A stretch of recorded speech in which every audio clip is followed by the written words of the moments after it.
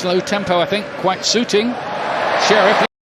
There was once a Man United player who was seen as the next Cristiano Ronaldo due to came from the same country with the initial starting same position. On the hindsight, he had all the tools, the dribble, the long shot, and the flair that many fans adore certainly drew the comparison with Mr. Champions League. But this statement is instead a blessing for him to go beyond expectation. It became a curse that contributed frustration of up and down performance throughout his career. Constantly forced into the shadow from his Portuguese companion, whom was held as one of the greatest, if not the greatest by some fans, to grace on the football pitch.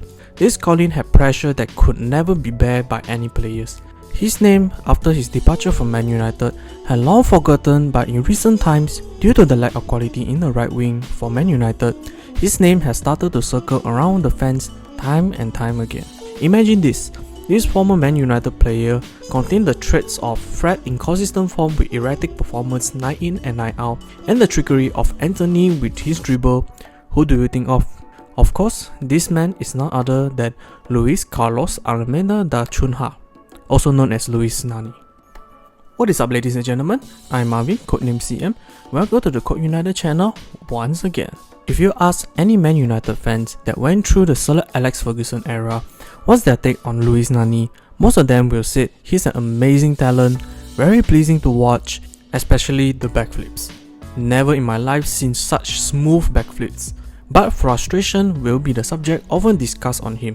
Unnecessary tricks, ambitious yet fascinating when hit, long-range shots, and generally poor decision making made some fans mention Nani as one of the unfulfilled footballer.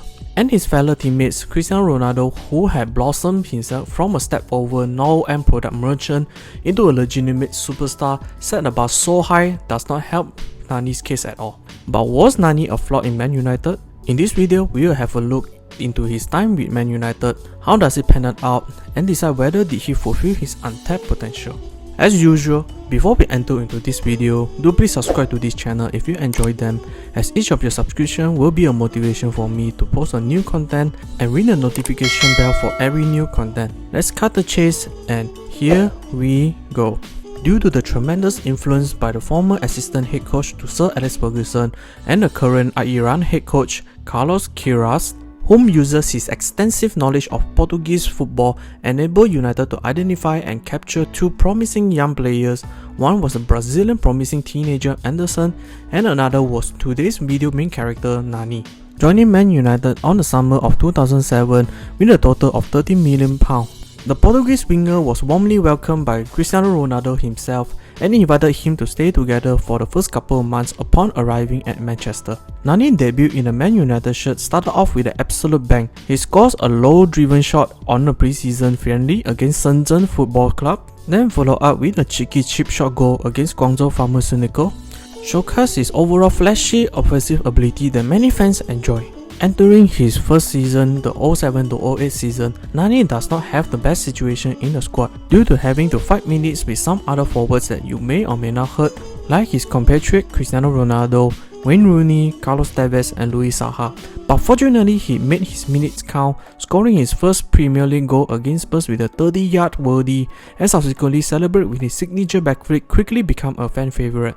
Not just that, he again made his impact felt against a long-time bitter rival Liverpool by setting up the second and scored the third goal in a 3-0 win as a substitute. The best of all is Nani put in a man-of-match performance against another rival Arsenal by scoring and assisting twice in the brutal 4-0 win. But this match does not lack of drama. During the 76th minute, Nani pulled off a frankly hilarious series of kicks-ups, now doubted as a seal dribble to shield the ball from the furious William Gallas. This action led to some altercation with him and Gallas, and Arsenal head coach at that time, Arsene Wenger, was equally displeased for the showboating, similar how Anthony performed the roulette in the recent times. Furthermore, when Manchester United and Chelsea met in the 2008 Champions League final, this match went to a penalty shootout. After 4 kicks from both sides, and Man United main man Cristiano Ronaldo's rare miss separating the score, all the pressure turned to the team's respective fifth-in-line takers. In this circumstance, reliable and consistent should have been factored on the taker no matter the case. But United basically threw those factors out of the window. Handed the responsibility to Nani ahead from another seasoned veteran like Ryan Giggs, or Rio Ferdinand. Nani, with his balls of steel, coolly converted the penalty against Peter Cech and proceeded to lift the Champions League trophy in his first season. At the end of the 07-08 season, Nani accumulated a total 41 appearances, scoring 4 goals and an impressive 14 assists. Although he had yet to attain consistency in terms of the performance similar how Cristiano Ronaldo in his early days, the promise of his talents were too bright to be ignored, but his immense talent came with some downside. His discipline often came to question as he received red card by headbutting West Ham defender Lucas Nell.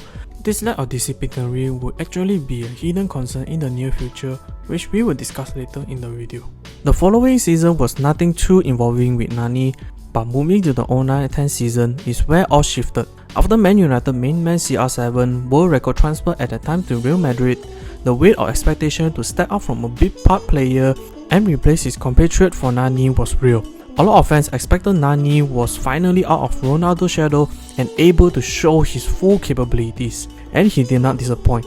But before that, we fans should understand that both Cristiano Ronaldo and Nani were very different players, although both of them started as a right winger. Cristiano Ronaldo in his early days was similar how Nani, a trickery right wing, aimed to cross but transformed himself into a left wing inside forward / inverted winger.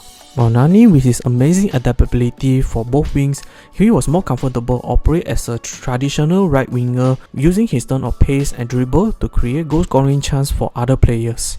Nani finished the 09-10 season by scoring 7 goals and 14 assists, but the number does not show the full picture in certain matches. During against Arsenal again, in a 3-1 away win, he was world class, involved in all 3 goals, scoring by himself, setting Rooney for his 100th goal, and the first goal where he sees him skip past 3 Arsenal players, then chip over Manuel Almunia, forces the own goal.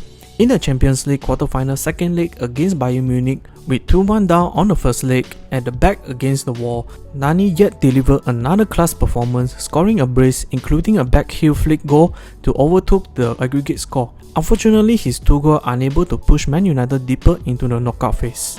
Moving to the 10-11 season is when Nani, at his peak of his power, showcased some of the most memorable moments for Man United. For instance, in the Manchester derby, he himself scored once, but the best part was, he was involved with an assist of one of the best goals in the recent times.